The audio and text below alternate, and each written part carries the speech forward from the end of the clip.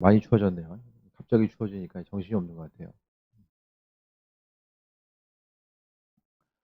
성경에는 시대별로 다 배경들이 있는데 베드로 전후서나 특히 이제 히브리서 이 두 서신들은 이제 신앙의 박해를 또 중심으로 이제 강조됩니다. 그 배경 자체가 믿는 것으로 인한 이 박해의 시대를 어떻게 이기고 견디고 나아갈 것인가를 말씀하고 있어요. 어, 믿음으로 산다라는 거, 믿음으로 산다는 것이 정말 쉽지 않습니다. 믿음이라는 것 자체가 정말 쉽지 않아요. 왜냐하면 견뎌야 되고 기다리는 일이기 때문에 믿는다는 것 자체가 처음에 생각하면 믿음하면 그리스도 예수를 하나님 아들로 믿고 그분을 마음속에 주인으로 받아들이면 하나님 나라를 소유할 수 있다라는 그 믿음. 단순히 이제 단순해 보이지만 강력한 그거 한 가지에 대한 믿음뿐만 아니라 우리의 삶을 통해서 믿는다라는 것은 내가 가지고 있는 믿음을 그대로 간직하고 살아가는 것, 또 간직한다라는 것은 내 안에 있는 그 믿음이 실제적으로 능력이 되어서 우리의 삶을 이끌고 또 우리로 하여금 승리하는 귀한 삶을 살아갈 수 있도록 길잡이와 능력의 역할을 그 믿음이 한다라는 것에 대해서 기억하고 마음의 중심을 두고 나아가는 것입니다. 그래서 믿는다라는 것이 뭐냐? 하나님께서는 약속하셨고 또 그 약속의 말씀을 믿고 나아가는 이들에게 은혜와 풍성함을 함께 하신다고 약속하고 있습니다. 말씀하고 있습니다. 3절 보면 하나님이 아브라함에게 약속하실 때 하나님이 아브라함을 불러주셨고 약속하셨어요. 우리가 아는 것처럼 왜 하나님이 아브라함을 불렀는지는 모르지만 하나님은 아브라함을 선택하시고 불러주셨어요. 그래서 약속하실 때에 자기를 가리켜 하나님 자신을 가리켜서 맹세하셨음을 이야기합니다. 하나님의 약속을 지키겠다라고 그분 자신을 왜냐하면 더 큰 자가 없기 때문에 하나님은 자신의 이름을 두고 맹세하셨음을 이야기합니다. 그러면서 하나님의 약속은 뭐냐면 14절 내가 반드시 너에게 복주고 복주고 너를 번성하게 하고 번성하게 하리라 하셨더니 성경에서 우리가 계속 말씀드리지만 성경을 읽을 때 동의 반복어 그러니까 똑같은 말이 계속해서 반복되는 것은 아주 두 번 이상 반복되는 것들은 그 안에 아주 중요한 의미성이 담겨져 있다라고 보면 돼요. 이스라엘 민족들은 그들이 이제 글을 쓰거나 어떤 마음에 있는 것을 표현하고자 했을 때에 이 반복한다라는 것을 반복의 내용이 오늘 서신처럼 오늘 본문의 내용처럼 복주고 복주며 그 내용이 있고 번성하게 하고 번성하게 한다. 그러니까 반복되어 있으면 이 안에 어떤 특별한 의미성이 담겨져 있구나라고 읽는 사람들이 또 말을 듣는 사람들이 인식하게 됩니다. 만약에 이제 세 번이 강조됐다 하면 그건 정말로 빨간 줄을 한 5번을 긋는 거예요. 예를 들어서. 그러니까 너무 이제 중요한 의미성이 있다라는 거죠. 뭐 성경 읽다 보면 똑같은 말 2번 반복될 수도 있지. 그게 아니라 반복된 언어들은 아주 심히 중심을 두고 읽어야 됩니다. 성경을 읽을 때에. 중요한 의미성을 갖게 되는데 하나님이 아브라함에게 복 주기 위해서 하나님 부르셨어요. 그리고 주변 민족들이 아브라함으로 하여금 복을 받게끔 하기 위해서. 하나님은 사람들을 창조하시고 또 선택하신 이유 자체가 은혜와 풍성함으로 복을 주시기 위해서 선택하시고 불러셨다는 사실에 대해서 보게 됩니다. 그럼 이 땅에 왜 하나님의 사람들이 하나님의 인도하심과 예비하심을 경험하고 또 은혜와 충만함으로 살아가야 되는데 왜 이 땅에 있는 신앙인들이 여전히 어려움과 고난을 경험하고 있는가? 그것에 대해서 의구심을 가질 때가 있죠. 전혀 믿음과는 상관없는 삶을 살았던 아브라함에게도 하나님께서 그냥 불러주셔가지고 내가 너를 복주고 너를 복의 근원으로 삼아서 다른 사람들에게도 축복해 줄 거야. 그것에 대해서 약속하셨는데 이 하나님 백성으로서 살고자 하는 이들 또 말씀대로 살고자 하는 이들에게 왜 하나님께서 어려움을 허락하시나 그것을 보게 되는데 15절에 나와 있어요. 그가 이같이 오래 참아 약속을 받았느니라. 하나님의 복 주시고 번성케 하심은요. 그냥 주어지는 것이 아니라 오래 참아서 오래 참음으로 인해서 하나님께 주신 것들을 경험할 수 있다는 거예요. 기다리다 보면 처음에는 하나님의 약속이 있으니까 조금만 더 기다리면 돼. 기다리면 돼. 근데 사람 나름대로의 이제 그 기다림의 한계점이 있잖아요. 임계점이 분명하게 있습니다. 그래서 그 순간에 싹 이제 넘어가게 되면 마음이 조급해지죠. 하나님의 약속이 있는데 그 약속이 언제 이루어질까? 마음속에 조급함을 가지고 살아가게 됩니다. 그 마음에 조급함이 생기면요. 그때부터 나타나는 현상은 주변 사람들의 이야기가 들리기 시작해요. 속삭임의 이야기가 들리기 시작하는 거예요. 이전에는 주변의 사람들이 아무리 내 마음을 흔들고자 이야기해도 그냥 하나님의 약속의 말씀 붙들고 버텼는데 어느 순간부터 이제 세상에 들려지는 소식과 타협하기 시작하면 내가 생각하는 그 때가 넘어갔다고 생각하는 것이고 그로 인해서 하나님의 약속을 기억하지 못하고 많은 부분 포기하는 거죠. 중간에 보면 아브라함도 이제 중간에 포기하는 내용들이 보이잖아요. 그 절망했던 모습들. 그래서 이제 이스마엘을 하갈을 통해서 이제 이스마엘을 낳게 되는 이제 기다리지 못한 거거든요. 주변 상황들과 타협하게 되고 하나님이 내게 자녀를 주신다라고 했는데 이스마엘이구나. 이제 그렇게 생각한 거예요. 근데 하나님의 약속지는 분명하거든요. 하나님의 약속 자체는 사라를 통해서 하나님이 자녀를 주시겠다는 그 약속인데 사람이 이제 중간에 타협점을 찾아가는 거죠. 하나님의 처음의 출발은 광대하신 하나님의 뜻을 발견하면서 약속 믿고 출발했는데 주변에서 있어서의 시간이 가고 나이가 들어가고 또 중간중간 가면서 이제 어려움을 만났을 때에 하나 둘씩 처음에 가졌던 비전과 꿈을 다 내려놓고 하나하나 이제 타협하면서 살아가게 되는 거예요. 그래서 어려움을 타협함으로 인하여서 마음에 좀 평안함을 갖는 것도 있겠지만 그런데 약속을 잊어버리면서 살아가는 거예요. 하나님은 분명하게 오늘 15절 통해서 그가 이같이 오래 참아 약속을 받았다. 하나님이 허락하신 복과 번성을 아브라함이 받았는데 오래 참음을 통해서 받았다라는 거예요. 아브라함은 몇 년 기다렸죠? 25년 기다렸습니다. 하나님의 약속이 이루어지기까지 25년이 걸렸어요. 그러니까 성경에서 약속하면은 제가 보기에는 제가 말씀드렸잖아요. 기본 15년. 뭐 빠른 것도 분명히 급하면 급한 대로 응답되는 것도 있는데 대략 보니까 15년 정도 걸리는 예들이 좀 많이 보인다. 그러니까 우리의 삶을 통해서 오래 기다리는 건 뭐죠? 그러니까 그만큼 방대한 약속들이 오래 기다리는 거. 오래 기다린다라는 것은 그 오랜 기다림을 통해서 하나님이 뭘 하시는 거죠? 기다림을 통해서 복과 번성을 누릴 만한 사람들이 그것을 누릴 만한 그릇이 준비되어 있는가? 하나님의 백성으로서의 한 사람 한 사람을 다듬어가는 그 순간이에요. 그릇이 토기가 뜨거운 불에 이제 구워져야지만이 그 제 역할을 감당할 수 있는 것과 마찬가지입니다. 오래 기다림이라는 것, 기다린다라는 것은 환난과 어려움이 있고 기다리는 것이 정말 쉽지 않지만은 특히 이제 우리나라 사람들 이제 성향 자체가 급한 성향을 가지고 있는 우리들에게 있어서 이 기다림 자체가 정말 쉽지 않죠. 하지만 오래 참아서 약속을 받는다. 기다리고 또 기다리는 것. 기다리다 보면 수많은 주변에 있어서의 그 유혹들이 있고 내가 뭔가를 더 해야 되는 게 아닌가. 지금 기도하는 것뿐만 아니라 몸을 움직여서 다른 일들을 더 부딪히고 뭘 해야 되는 것이 아닌가라고 하는 이런 그 조급함 가운데 내몰리는 경우들이 상당히 많이 있거든요. 근데 그게 아니라 하나님은 항상 기다림에 대해서 말씀하셨고 오래 참아서 약속을 받는다라고 말씀하고 있습니다. 시간이 가면 갈수록 다 조급한 마음이 있을 거예요. 각자 목표함이 있고 계획이 있잖아요.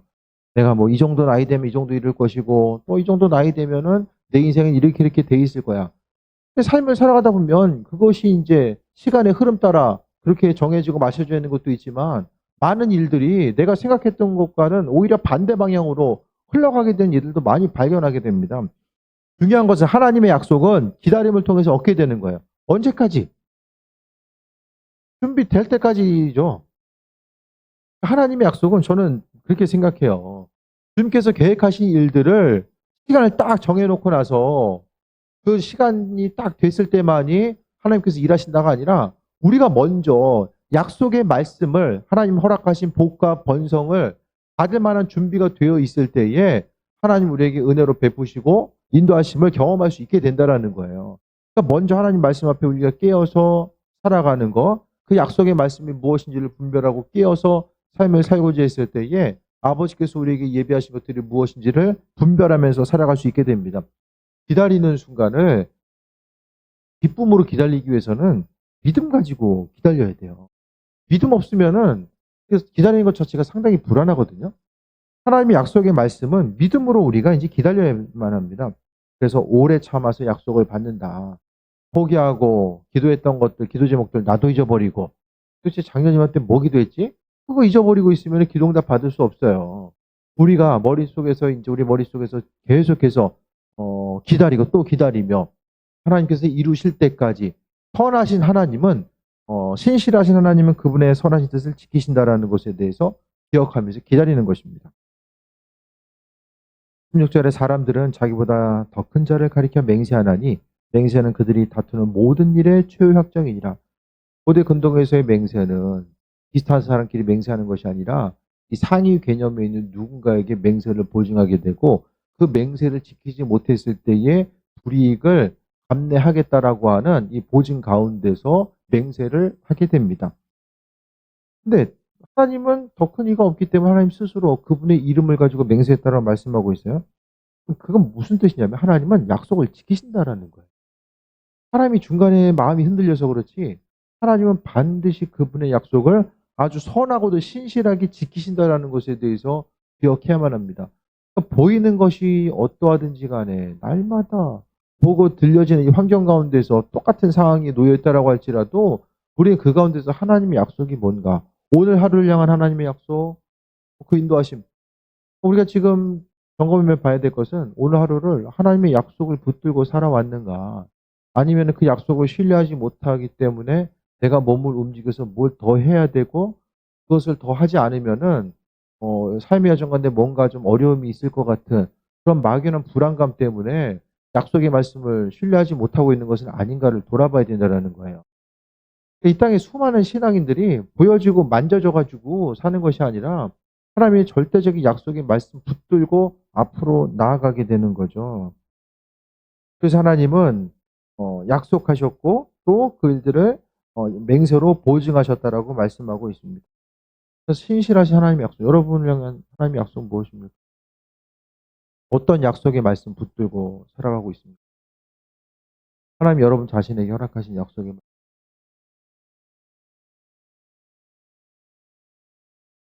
머릿속에 좀 있으세요? 약속의 말씀, 하나님께서 행하실 것에 대한 소망함과 기대함이 분명히 머릿속에 생생하게 살아있는 사람들은 다른 어떤 것보다도 하나님 마음에 합한 자로서의 삶을 살기 위해 몸부림쳐요. 그냥 종교 생활이 아니라 믿음으로 정말 열정 가지고 신앙생활을 하기 위해서 몸부림치고 살아가게 됩니다. 하나님 마음에 합한 자로서의 삶을 살기 위해서 마음이 중심. 근데 믿음이 없으면요. 기대함과 소망과 믿음 없이 살아가는 거. 우리나라에서 보면은 40% 이상의 사람들이 신앙인들이 천국 가기 위해서 신앙생활을 하거든요. 신앙생활하는 주 목적이 뭐냐? 천국 가야 되니 그게 맞는 얘기예요. 맞는 얘기인데 천국 가기 위해서라고 하면 거기에는 정말로 많은 의미성이 포함되어 있는 거죠. 천국은 어떤 사람들이 들어갑니까? 하나님 마음에 합한 자들이 들어가는 곳이 천국이죠. 그럼 하나님 마음에 합한 자로서의 삶을 살아간다는 것은 약속의 말씀 붙들고 또 말씀하신 대로 믿음으로 순종하고 반응하는 사람이 들어가는 거죠. 성경은 교회 열심히 다니는 사람들이 천국 간다고 얘기하지 않아요. 약속의 말씀대로 살아가는 사람, 선하고 신실한 일꾼들이 하나님 마음에 합한 자로서 나아가는 곳이 바로 이제 천국임을 말씀하고 있거든요. 이 땅을 살아가면서 우리가 하나님께서 우리를 향해서 행하시고자 하는 말씀, 내가 주를 향한 기대함과 소망함이 만약에 없다라고 한다면 기도 제목은 어떻습니까?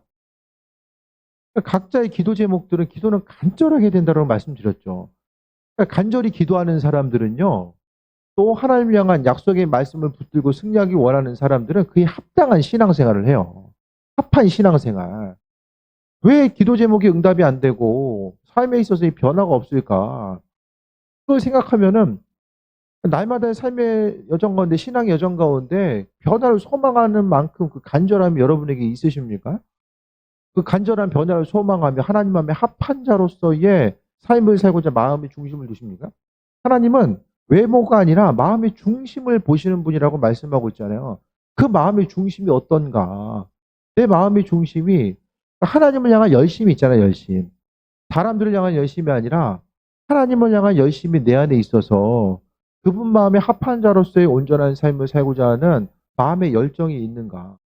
주님은 내 인생 가운데 항상 선하시고 날마다 합한 것으로서 복과 그 번성을 허락하기를 원하는데 내 마음이 하나님의 약속은 그냥 받는 게 아닌 것 같아요. 주님 주신 축복을 아무나 다 누릴 수 있는 것은 아닙니다. 오로지 하나님 마음에 합한 사람. 기도하는 것도 그렇고요. 말씀 보고 예물 드리는 것도 마찬가지예요. 1년에 한 번 이제 통계표를 내야 돼 가지고 통계표면 이제 일정 결산이거든요. 뭐 예배 뭐 이제 교회 인원 상황, 재정 상황을 보고해서 이제 1년에 한 번 올려야 돼요. 그것 때문에 이제 제가 1년 재정 보고함에 있어서 또 이제 재정에 1년 보고함에 있어서 들어간 항목이 있고 그 들어가지 않은 항목들이 있거든요. 그것을 보기 위해서 이제 1년치 재정을 싹 이제 좀 자료가 잘 돼 있어 가지고 딱 훑었어요. 처음부터 이제 작년 12월부터 올해 이제 11월까지 딱 훑으면서 이제 보면서 하나님께서 은혜로 베푸신 것들도 보고요. 또 한 가지 느낀 건 정말 그 예물에 대해서 보게 되면 한 사람 한 사람이 하나님 마음에 정말 그 믿음이 성장하는 것 자체가 하나님을 향한 믿음과 또 주님을 향한 사랑하는 마음이 예물로서 그대로 드러나는 경우들이 많이 있더라고요. 그러니까 일일이 다 이야기할 수는 없지만 주를 향한 그 각각의 신앙인들이 뭐 예물의 양이 많고 적음을 떠나서 정말로 하나님을 사랑하는 마음, 정말 주님 뜻대로 살고자 하는 마음이 예물로서 헌신한 것을 통해서 그대로 보여지는 경우들이 있더라고요. 아, 그것을 보니까 드려지는 것과 예물로서 헌신하는 것이 믿음 생활과 같이 가는구나. 이게 보니까 이제 선배 목사님들이나 어른 목사님들이 그런 얘기 많이 하셨거든요. 믿음은 예물 생활 같이 간다. 그런 얘기를 계속 들었었는데 오늘 하나하나 이제 1년치를 보면서 정말 주님께 내 마음의 중심을 드리고 싶고 아버지 마음에 합한 자로서 삶을 살길 원하면 내가 주를 위해서 무엇을 할 수 있을까를 고민하게 되고 그것 때문에 조금이라도 더 주께 헌신하고 싶고 아버지께 나아가고 싶은 마음, 조금이라도 더 아버지께 헌신하고 싶은 마음이 그냥 보여지는 거야. 그 모습들이. 그러면서 믿음이 조금씩 성장해 나아가는 거. 하나님을 향한 열정이 있고 기도한다고 하는데 예물 생활이 1년 전이나 2년 전이나 3년 전이나 계속 동일한 상태? 최선을 다해서 동일할 수도 있지만 저는 그렇기 때문에 항상 다른 어떤 것보다도 감사 예물이 제일 눈에 띄어요. 다른 어떤 것보다도 뭐 11조나 다른 예물들은 의무로서 많이 드리잖아요. 감사 예물을 통해 보게 되면 아, 이분이 이때 이런 감사하는 내용이 있었구나. 그런 것 하나하나가 그 개개인의 스토리들이 이제 보여지는 거예요. 그 안에서. 그러면서 하나님 마음에 합한 자로서의 삶을 살기 위해서 어떤 삶을 어떻게 살았는가. 다 일부분이죠. 뭐 예물 생활이 전부가 될 수는 없지만 그 안에서 하나님을 사랑하는 마음. 기도하는 것도요. 정말 하나님을 사랑하는 마음을 가지고 예배하고 나아가는 거. 하나님은 계속 중심을 보신다라고 말씀하고 있잖아요. 내 마음이 중심이 주님 사랑하는 마음을 가지고 조금이라도 더 아버지께 나가서 찬양으로서 예배하고 싶고 기도하고 싶고 또 하나님께 주신 것들을 최선을 다해서 헌신하고 예물로서 드리고 마음의 열정 자체가 정말 주님께서 기뻐하실 만한 그 믿음의 소유자. 담임 목회자가 보기에 아, 믿음이 성장하고 있구나. 주님 기뻐하시겠지라고 여기면 하나님도 거의 생각이 다르지 않을 거라고 보거든요. 우리의 삶에 있어서 항상 잊지 말아야 될 것은 오래 참아서 힘들고 어렵지만 그래도 주님 기뻐하신 삶의 모습. 아버지를 향해서 주님 기뻐하신 일들이 무엇일까를 생각하면서 아버지 마음에 합한 자로서의 자율적으로 구구하고 헌신하고 또 주님 기뻐하신 온전한 삶을 살기 위해서 마음의 중심을 들인 이들.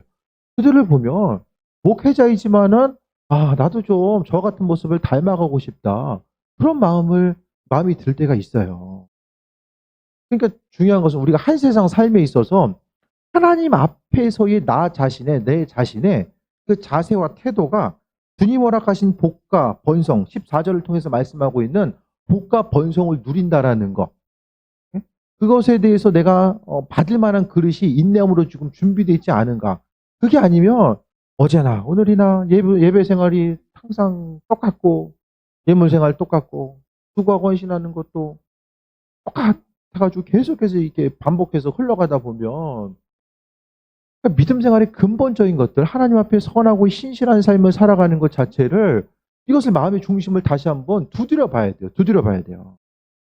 10년 가운데 주님 마음에 합한 자로서의 삶을 살아가는 것이 무엇인지를 돌아보는 거죠. 그래서 하나님의 약속은요, 그 약속을 받기 위해서 마음의 중심을 두고 간구하고 주님, 마치 야곱이 하나님과 씨름하잖아요. 자신의 환도뼈가 부러지기까지 예? 천사를 잡고 놓지 않으려고 예? 마음의 중심을 뼈가 부러진데도 놓지 않으려고 했었던 그 마음의 열정, 그 중심, 그 한 사람 한 사람에게 허락하신 것들이 복과 번성이 아닐까 생각을 해봅니다. 모든 사람들에게 동일하게 주어지는 것이 아니라 하나님의 약속은 그 약속을 믿고 힘들고 어렵지만 그래도 기쁨으로 주를 향해서 나아가고 소망 가운데 인도하심 받아 나아가는 그 온전한 삶을 바라보는 거예요. 시기는 어렵고 정말 힘들고 어려운 시기를 살아간다고 하지만 이전보다는 여러분의 믿음이 조금 더 주님께 나아가고 예? 약속에 오래 참음을 통해서 오래 참는다는 것이 그냥 악으로 버티면서 시간만 흘러가는 것이 아니라 이전보다는 조금씩 더 견고해져서 믿음의 뿌리를 내리고 그 안에서 아버지께서 허락하실 것에 대한 소망함과 기대함, 그래서 예배 자리에 나가는 것이 기쁘고 기도하는 게 기쁘고 정말 작은 것이라도 구별지어서 하나님께 드릴 수 있다는 것 자체가 마음에 있어서의 기쁨과 소망함이 되는 것. 그 기쁨과 소망함을 가지고 아버지께 나아가고자 했을 때에 아버지께서 주실 것에 대한 소망함이 생기는 거죠. 더욱더. 내 인생에 하나님이 전부이고 하나님도 그로 인해서 나를 귀하게 여기는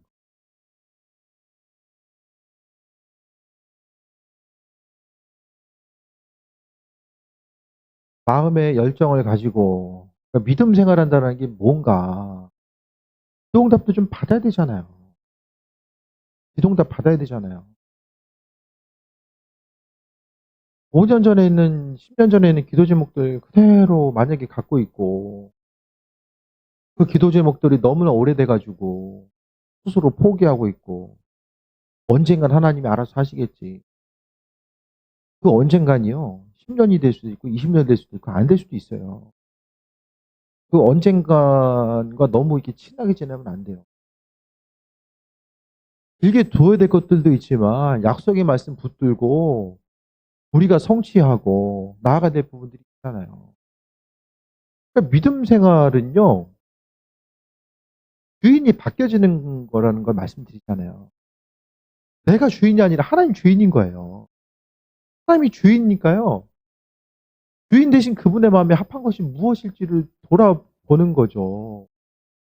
기도하는 것도 주님 마음에 합한 자로서의 삶을 살아가고자 하는 거.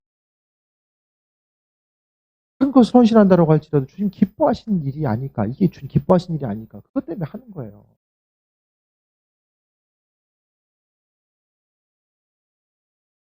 목회 현장 가운데 있고 한국 교회에 이제 평신도보다는 목회자로서 더 많은 것들을 보고 듣고 경험하게 되잖아요.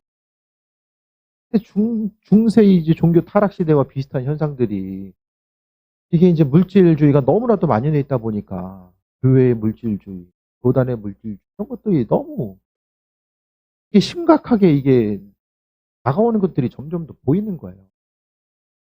근데 이전에는 문제라고 여겨졌던 많은 일들이 이제는 뭐 그럴 수도 있지. 생각들이 바뀌어가고 세속주의가 교회 가운데 들어오게 되고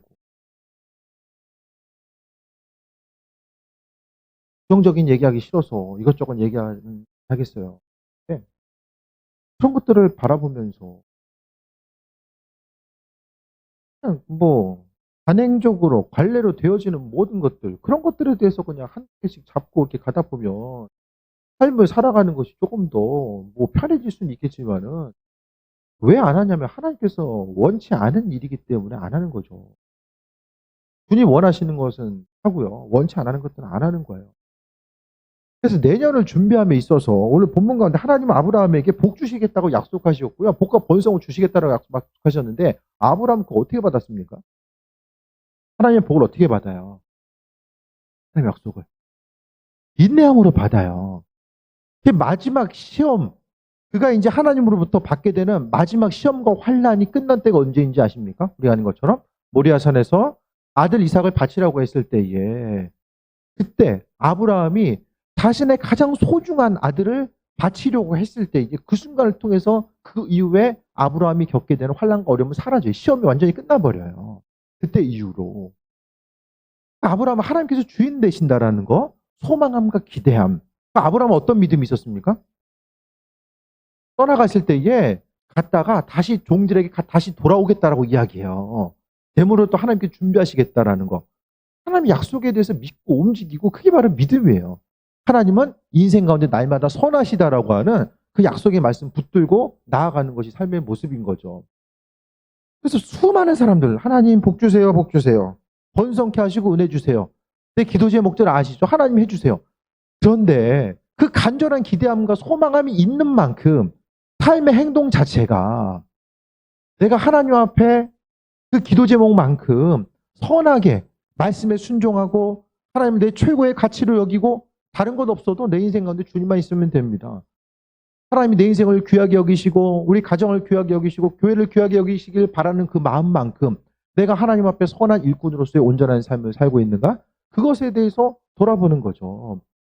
입술로서 주님께서 주인 되십니다라고 고백하되 내가 움직이고 반응하고 하는 것들이 주님 제가 이 일 때문에 어려운 거 아시죠? 저도 순종하고 싶지만 이런 어려움들이 있어요. 이런 어려움, 저런 어려움들 하나님 아시죠? 그게 이제 계속해서 걸림돌이 되다 보면 결국에는 이제 시간만 지나가는 거야. 시간이 지나갔을 때 남게 되는 건 아련한 기억만 남는 거죠. 아, 예전에 이런 거 가지고 기도했었는데, 이런 거 가지고 기도했었는데, 근데 결과를 지금 시간이 지난 후에 봤을 때 이게 응답된 것이 없다라고 한다면 그냥 아련한 좋은 추억과 기억으로서 남게 되는 거예요. 하나님 약속하셨고요. 스스로의 이름을 두고 맹세하셨어요. 복 주시고 번성케 하신다라고 하나님 약속하셨어요. 왜 못 받아요? 오래 참아 약속을 받았다라고 하는데 참는다라는 거 다시 한번 말씀드립니다. 시간 가기를 기다리는 것이 참는 게 아니에요. 하나님의 약속의 말씀을 붙들고요. 기다리는 거예요. 기다리는 거. 기다린다라는 것은 말씀으로 순종하면서 기다리는 거예요. 하나하나. 믿음으로 순종하고 반응하면서 나아가는 거죠. 하나님의 뜻대로 살아가는 한 사람 한 사람. 말씀대로 살아가는 한 사람 한 사람. 은혜 받으면 기도하고 싶고 헌신하고 싶고 또 하나님 마음에 합한 자로서 삶을 살아가는 거. 지난주 어떤 목사님이 그런 얘기하는 거예요. 목회하는 것이 정말 쉽지 않은데 교회에 어떤 젊은 청년이 있는데 말씀 듣다가 은혜 받고 원래 11줄 안 하는 청년이었었는데 또 시작했다라는 거예요. 말씀 듣고 변화돼서 헌신하고자 하는 그 모습이 그것 때문에 본인이 그래도 힘들지만 기쁨으로 목회한다. 그러니까 뭐가 11조 더 한다고 뭐 담임 목사님 사례발 더 받고 뭐 그런 분위기는 아니에요. 근데 하나님 말씀을 듣고 나서 뭔가 변화가 일어나고 그것을 통해서 내가 하나님 뜻대로 어떻게 하면 조금 더 말씀대로 살아갈 수 있을까라는 그 삶의 행동 자체가 하나하나 보여지는 그것 자체가 담임 목회자에게서 가장 큰 기쁨인 거고 하나님 보시기에도 마찬가지가 아닐까. 말씀대로 살기 위해서 발버둥 치고 그의 도우심과 인도하심 때문에 살아가는 것. 주님 때문에 말씀대로 살기 위해서 다른 사람들을 향해서 화내고 짜증냈던 그 모습을 이제는 또 내려놓고 주님 때문에 삶이 변화되고 또 소망이 생기고 믿음을 가지고 살아가는 것. 팬데믹으로 해서 여전히 어렵지만 내가 예수님 때문에 그 말씀대로 살아가기 위해서 내 한 몸 간수하기 힘들지만은 주변 사람들을 돌아보면서 살아가는 것. 그래서 다른 것보다도 1년이 금방 지나갔잖아요.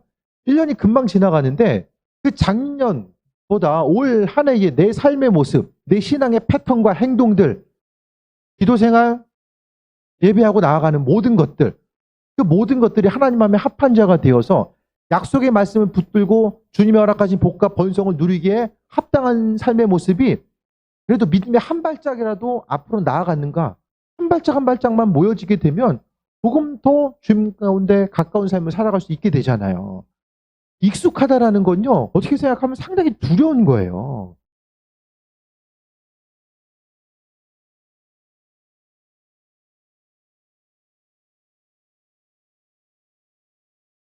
두려운 거예요.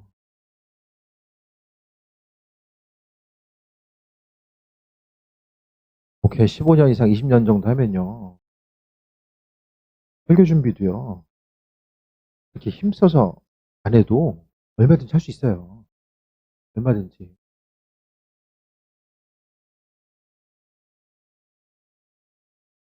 근데 하나님 마음에 합한 자로서 살길 원하고,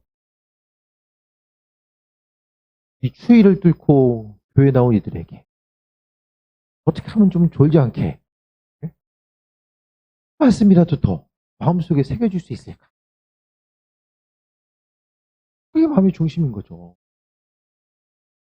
하나님 마음에 합한 자. 전 여러분이 다 주님 허락하신 은혜와 복을 누렸으면 좋겠어요. 그럼 어떻게 하면 그 은혜와 복을 누릴 수 있을까? 그것 때문에 때로는 듣기 부담스러운 얘기도 해야 될 때가 있고요. 알잖아요. 어떤 얘기 듣기 싫어하고 어떤 얘기 듣기 좋아하는지 알잖아요. 하지만 듣기 부담스러운 얘기도 때로는 해야 될 때.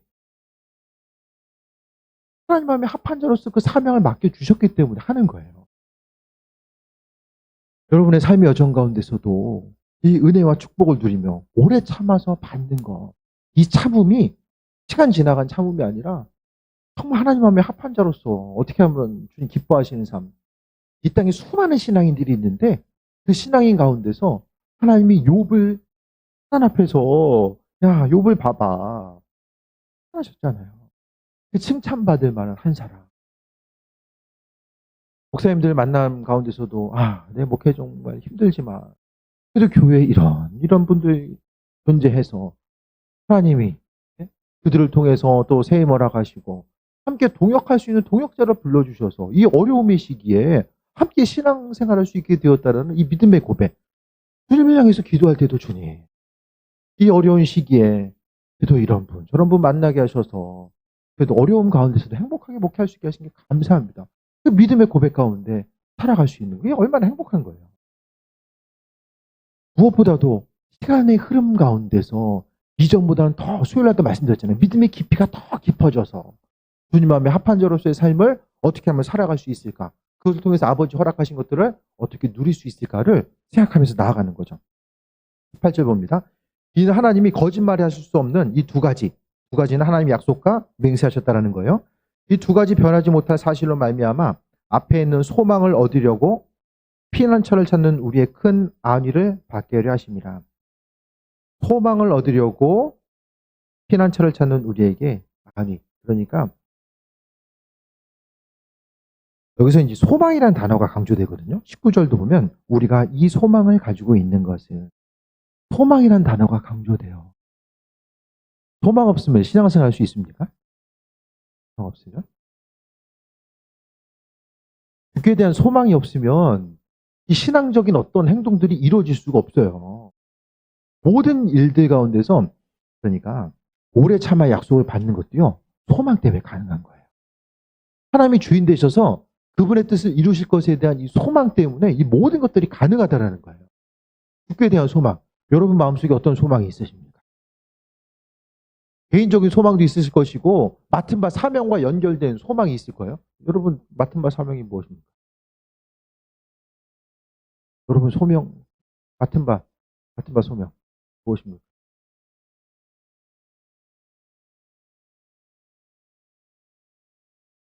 기억이 안 나면 죽은 거예요. 아버지 맡겨주신 소명이 무엇인지가 오락가락한 다음에 죽은 거예요. 하나님이 예레미야 선지자에게도 모태에 짓기 전부터 내가 너를 지명해서 불렀어. 하나님 우리에게 맡겨주신 소명이 있어요. 목회자든 평신도든 하나님 맡겨주신 소명이 있다니까요. 그 소명 자체가 결국에는 하나님의 영광을 나타내는 게 소명이에요. 근데 소명이 각각의 삶의 터전 가운데서 나타나지는 거죠. 일상생활, 먹고 사는 데에 바쁘고 분주하면서 살아가요. 하지만 그 교회 밖에서의 시간이 우리가 훨씬 더 많이 있잖아요. 그 밖에서 있는 시간 동안 하나님의 영광을 어떻게 드러내고 살아갈 수 있는가를 돌아보는 거죠. 집에 있으면 집에 있는 대로, 직장에 있으면 직장에 있는 대로 하나님의 영광을 어떻게 드러낼 수 있는가. 선교지만 꼭 가야지만 드러내는 것이 아니라 우리의 각각의 삶의 전 가운데 주님 영광을 드러내는 거죠. 주께서 내 삶을 통해서 이루실 것에 대한 그 소망함, 삶의 문제가 있지만 아버지께서 한 사람 한 사람을 지키시고 인도하신다는 여러 가지 소망함 가운데서 여러 가지 의미성이 담겨져 있을 거예요. 근데 하나님이 우리를 분명하게 부르신 이유와 목적이 있어요. 근데 그것 자체가 날마다 우리 삶을 통해서 갱신되지 않냐면은 주님 앞에 가서 인생을 마무리하는 순간에 만약에 내 소명이 뭐였더라? 그러면 주님 앞에 설 때가 두려워져요. 왜? 확신이 안 생기는 거예요. 소명을 아버지께서 허락하신 이 소명, 예? 그것을 붙잡지 못하고 그것에 소명 따라 살지 못하면요, 하나님 앞에 죽음을 앞두고 나서 아버지 앞에 설 때가 두려움이 생기는 거예요. 내 주님 마음에 합한 자로서 삶을 살았는지 아닌 건지에 대해서 이것이 이제 확신을 갖기가 힘들어지는 거예요. 그러니까 소명 가지고 또 아버지께서 허락하신 은혜 가운데 삶을 살아가는 거죠. 그래서 19절에 보면 우리가 이 소망을 가지고 있는 것은 소망 가운데 소명이 들어갈 수 있는 것이고 하나님께서 허락하실 또 복과 또 번성도 다 그 안에 담겨져 있을 거예요. 하나님께서 허락하실 소망, 소망 때문에 오늘 하루를 사는 거고요. 목회가 아무리 힘들고 어렵다라고 할지라도 그 소망 때문에 나아가는 거예요. 각자 자리를 지킬 수 있는 것. 사람이 많든 없든지 간에 기도할 수 있는 건요, 소망 때문에 기도한다니까요. 소망 때문에, 죽게 대한 소망 때문에. 여러분도 마찬가지입니다. 하나님을 향해서 신실한 일꾼으로서 쓰임받고자 하고 모든 기대함과 소망함을 그분께 두는 이 모든 것들이 다 아버지께 주인 되시고 인도하신다는 그 소망 때문에. 그래서 19절 다시 한번 봅니다. 우리가 이 소망을 가지고 있는 것은 영혼의 닷 같아서 튼튼하고 견고하여 휘장 안으로 들어가나니. 우리가 그리스도 예수 주님을 향한 소망을 가지고 있는 건요, 영혼의 닷이래요. 우리로 하여금 흔들리지 않고 나아갈 수 있도록 오래 기다리는 순간에 막 좌우로 흔들리지 않고, 예? 영혼의 닷이 무엇이? 우리로 하여금 견고함으로 만들어주는 것이죠. 그래서 튼튼하고 견고한 휘장 안으로 들어가나니. 휘장은 무엇입니까? 지성소를 가리고 있는 휘장이요. 휘장은 1년에 한 번 대제사장이 대속죄일에 한 번 들어가요. 죄를 속하기 위해서 한 번 들어가는 것이 이제 휘장 안에 지성소인 거죠.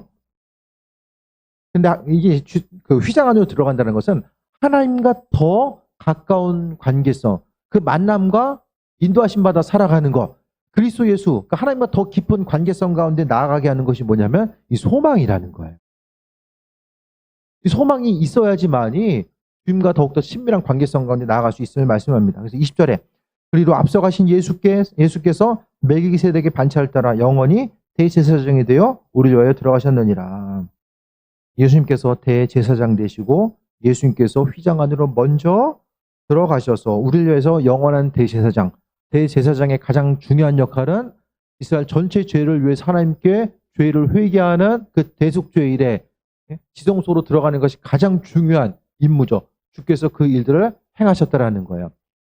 그러니까 모든 일들 가운데서 우리가 가지고 있는 소망함이 그리스도 예수께 다가가고 또 지성소로 나아가게 하는 그 마음의 중심 자체가 소망이라는 것. 그래서 다시 보면은 하나님께서 아브라함에게 약속을 해주셨어요. 복 주고 번성하게 해주신다라고 약속하셨고 아브라함은 15절에 볼 수 있는 것처럼 오래 참아 그 약속을 받았다라고 말씀하고 있습니다. 하나님은 이스라엘 민족들 선택하시고 그들에게 또 약속하셨죠. 이 시대 가운데서 하나님의 약속은 오래 참음을 통해서 얻을 수 있고요. 그 오래 참음은 소망 있는 사람들에게 오래 참음이 해당될 수 있다라는 거예요. 죽게 대한 소망함이 없는데 기다릴 수 있습니까? 못 기다려요. 전혀 못 기다려요. 아버지께서 행하실 것에 대한 소망함과 기대함이 있는 사람들은 기다려요. 어떻게 기다립니까? 기다린다라는 것은 하나님 마음에 합한. 그래서 내년에 제가 요즘 이맘때쯤 되면은 각자 좀 11월 이전부터 말씀드렸죠. 내년도 신앙계획을 좀 목회계획 짜면서 여러분도 신앙계획을 좀 짜라고 말씀드렸잖아요. 그래서 좀 적어보세요. 적으셔서 신앙계획을 좀 작년 거하고도 좀 비교도 좀 해보시고 한번 적고 잊어버리지 마시고 그것을 통해서 내가 그 믿음의 자리가 어디까지 와 있는가도 돌아보시고 기도 제목도 적으면서 하나님께서 1년이 지나고 난 후에 어떻게 그 기도 제목을 응답하시고 내 상황을 어떻게 바꿔 가셨는지도 그것도 한번 더 기록하고 한번 점검해 보는 거죠. 다른 게 없어요. 믿음 생활은요. 하나님 마음에 합한 자, 죽기에 대한 소망감이 있으니까요. 환경이 흔들리지 않고 하나님의 합한 자로서의 삶을 살고자 하는 마음의 열정이 생겨지는 거예요. 우리가 생각하는 것보다 믿음 생활은요. 훨씬 고상하고 고귀하고 가치 있고요. 세상 어떤 것보다 비교할 수 없는 것. 우리가 지금 복과 번성함이 어디서 오는 거예요? 땅 파서 오는 것이 아니라 하나님께서 하나님 안에 있는 복과 번성함을 우리가 소유하고자 하는 거예요. 그 가장 소중한 것들. 어쩌다 우연적으로 받게 되는 복과 번성함이 아니라 창조주 하나님 안에 계신 그 복과 번성함을 우리가 누리고자 한다면, 하나님 약속 따라서 누리고자 한다면 그 번성과 약속을 어떤 사람이 누릴 수 있겠습니까? 행함과는 동떨어져서는 누릴 수가 없다라는 거예요. 그 행함은 소망 따라서, 소망을 근거로 한 행함 때문에 버틸 수 있고 하나님의 약속을 이루고 나갈 수 있는 거예요. 우리가 가지고 있는 복과 번성은 다른 누군가가 세상을 향해서 바라고 있는 누군가를 의지함을 통해서 얻게 되는 복과 번성이 아니라는 거예요. 세상을 창조하신 창조주 하나님의 복과 번성을 어떤 사람이 누릴 수 있는가?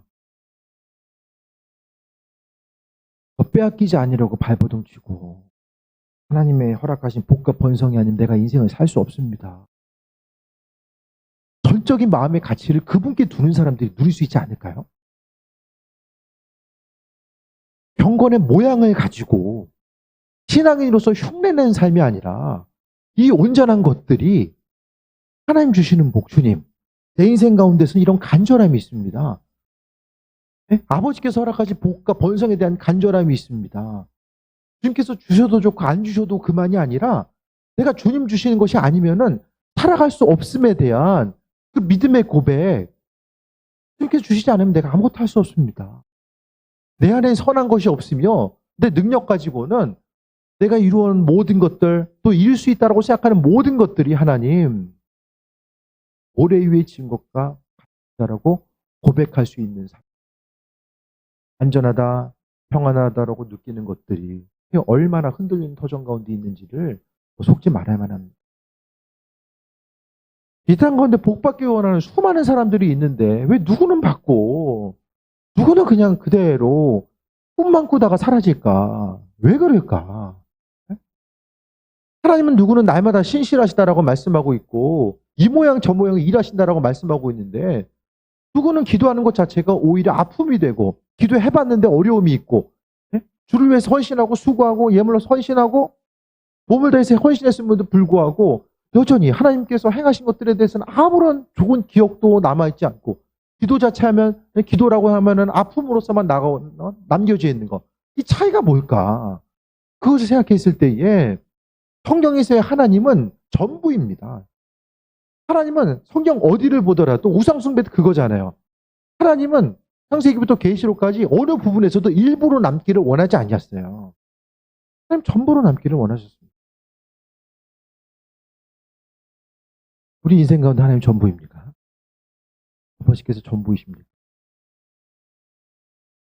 속지 마시기 바랍니다.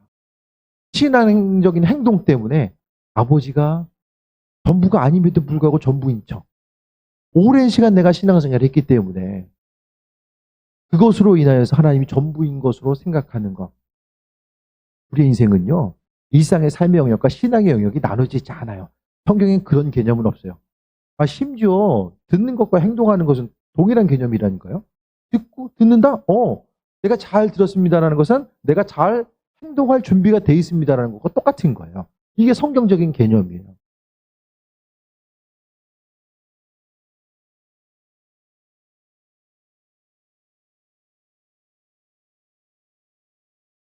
20절 다시 한번 봅니다. 영원히 대제사장이 되어 우리를 위하여 들어가셨다라고 합니다. 예수님께서 영원한 대제사장이 되시고 은혜 충만함으로 함께 하셨다라는 것. 다음 주면 성탄절이고 다음 주면은 송구영신 예배. 그래서 1년이 지나가게 됩니다. 빠르게 지나가는 시간 가운데서 하나님 앞에 나는 누구인가? 하나님 앞에 나는 누구인가? 하나님 우리를 약속으로서 불러주셨고 그분의 이름을 통해서 맹세하셨는데 그만큼 우리 소중히 여기셨다라는 거죠. 하나님이 아브라함을 소중하게 여기셨던 것처럼 우리도 소중하게 여기셨다라는 건데 내 삶의 여정 가운데 주님은 누구입니까? 입술로서는 계속해서 주님을 주인으로서 고백하는데 내 삶의 고백과 삶의 행동 자체가 정말 아버지가 주인 되시고 가장 소중한 가치로서 여전히 인식하고 있는가? 아니면 아버지를 향해야 될 우리의 마음의 중심이 세상을 향해 분산되어 있고 아버지께 더 이상 관심을 기울이지 않으며 그냥 잘 믿다가 영혼 구원 받았으면 좋겠다. 거기에 마음을 두고 하루하루 살고 있지는 않은가? 여전히 주님을 향한 소망함 때문에 하루하루 힘들지만 그 소망의 말씀 붙들고 어려움을 이기고 있는가? 다시 한번 돌아볼 수 있었으면 합니다. 그래서 이제 연말에 내년을 준비하면서 나아가는 이때에 내 인생 가운데 주님은 누구인가? 그것에 대해서 주님께서 우리에게 묻고 계신 것 같아요. 찬양을 통해서 기도를 통해서 날마다 주님은 주인이십니다라고 고백하는데 정말 주인인가 그분이? 아니면 세상의 풍조 앞에 익숙함 가운데 또 세상 사람들이 말하는 신앙생활이라는 건 이런 거야라고 말하는 거. 그 틀 가운데 어느새 나도 적응되어서 신앙의 성경에서 말하고 있는 그 신앙의 본질이 무엇인지에 대해서 별로 관심을 기울이지 않고 그냥 형식주의적인 그 종교 생활 가운데 내가 머물러 있지는 않은가 그런 부분에 대해서 다시 한번 돌아보며 수많은 신앙인들 가운데서 주님이 찾으시는 그 존재한 한 사람 아브라함을 선택하시고 하나님이 욥을 존재하게 여기셨던 어두움의 시기에 어두움 가운데 동화되지 않고 아하방 때에 하나님의 선지자 하나님이 구별해 놓으셨던 것처럼 이 시대 가운데서 신앙생활은 이런 거야라고 세상에 비춰줄 수 있는 한 사람이 정말 주님은 우리가 되게 원하고 계시지 않을까 그런 것들에 대해서 다시 한번 돌아보게 됩니다. 한 해 한 해를 돌아보고 어떻게 하면 하나님 허락하신 복과 번성, 소망 붙들고 나아갈 수 있을까를 다시 한번 돌아보면 내년 한 해의 삶은 아버지께서 공급해 주시는 것 때문에 내년 이맘때의 삶은 올 한 해 주님께서 허락하신 은혜 가운데 기쁨과 소망함으로 여기까지 왔습니다라고 하는 믿음의 고백들이 더해졌으면 합니다. 그것을 통해서 주변 한 사람 한 사람에게 그리스도의 영광을 나타내고 또 내 인생 가운데 주님의 전부가 되고 그것 때문에 이렇게 되든 저렇게 되든 예수님 변하지 아니하시니까 내가 주님 때문에 날마다 내 기쁨도 변하지 않고 그 하루하루를 살다가 나중에 이제 주님 앞에 갈 때가 있잖아요. 주님 앞에 설 때가 있잖아요. 그러니까 내 인생이 주님이 전부이니까 하나님께서 천국 문을 활짝 열어주실 수 없는 거예요. 예수님이 전부인 사람에게 안 열어주면 누구한테 열어주시겠습니까? 하루하루 삶에 있어서 주님을 향한 기대함과 소망함 가지고 나아가며 오늘 말씀 가운데 하나님의 확실한 약속, 우리에게 번성케 하시고 복을 주시고자 하나님의 약속이 있고 그 약속을 받을 만한 인내함과 소망함이 구비되어서 내 가운데 쓰임받고 주님 마음에 합한 시간이 가면 갈수록 정말로 믿음이 더 견고해져서 하나님의 사람으로서의 날마다 또 영광 돌리고 믿음의 고백이 찬양하는 데 존재하게 쓰임받는 주입니다. 기도하겠습니다. 주님 불러주심에 감사드립니다. 믿음 생활은 어느새 우리의 삶의 여정 가운데 편한 옷을 입는 것처럼 아주 익숙해졌습니다. 고민하지 않고도 할 수 있고 습관적으로 내 몸에 익어서 반복되는 일들로서 다가오게 됨을 보게 됩니다.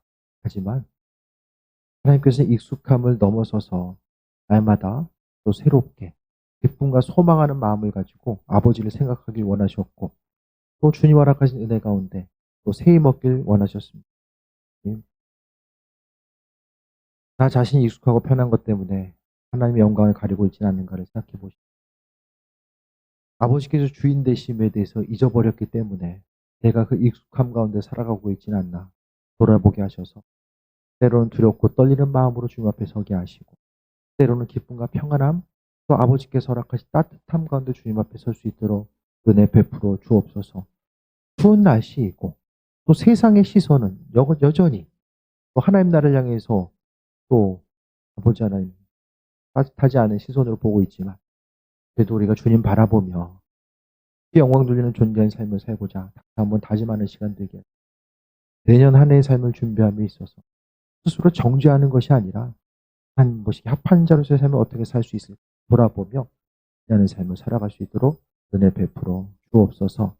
감사합니다. 예수님의 이름으로 기도드립니다.